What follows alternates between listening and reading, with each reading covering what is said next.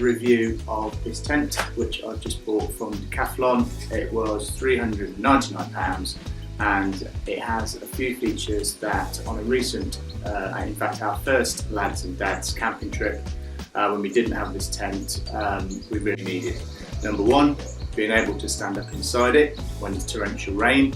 Number two, blackout sleeping compartments for when yours or other children get up at 5 AM and piss off the whole campsite. And three, inflatable poles, so you're not trying to thread big long spindly poles through narrow passageways on a tent in the wind and rain. No affiliation with Decathlon, but if you're in the market for a tent and you're happy to learn from the mistakes that I've made, yeah, maybe consider something like this. Going to have a go at putting it up now. Not going to look at the instructions and just see how we go. Because it's an air tent, you will need a high capacity pump, a bit like this. You can get these from Decathlon as well. Basically they pump on the upstroke and the downstroke, which helps you fill it up really quickly. Let's do it.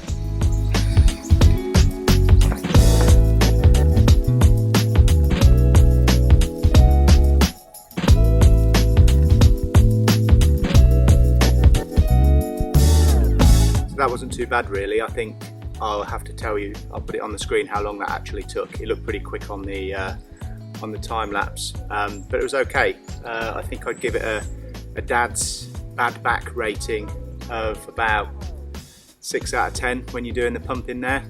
It's quite windy in Dorset at the moment, so initially when I did put up the first tube it started to blow away, so I just sort of guide it out. Incidentally, that is what it says to do on the instructions, but I wanted just to do the typical dad, you know, arrive, just put it up, and it was pretty good actually. It would have been quicker, but I was struggling to undo the guy ropes, but all in all, pretty impressed so far. So here she is then. So we've got our main vestibule area. I am about 6 foot and I can stand up easily in there. Got an integrated ground sheet, but you might want to consider getting a footprint if you're putting it on rocky ground. You might be able to just make out the blackout areas in here, sleeping compartments.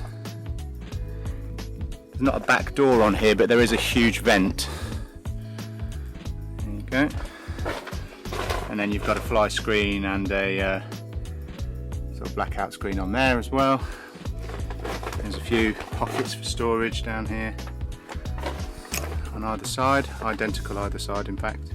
A couple of hooks for lanterns, areas for storage in there as well. There's vents in the sleeping compartments at the bottom. Just found that there's quite a cool feature here. You can unzip this whole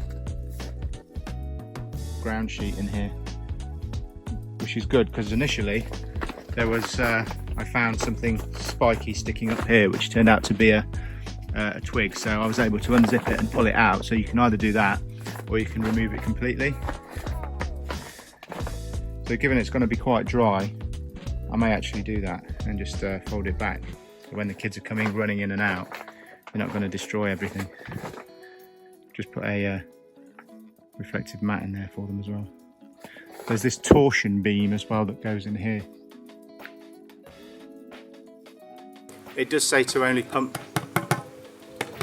these side bits up to 7 psi, and whilst it does have a pressure gauge on that pump, it's not a great one, and for someone who's a little bit obsessed with bike pressures, tyre pressures, it's not that accurate, so I've kind of erred on the side of caution and not to overdo it.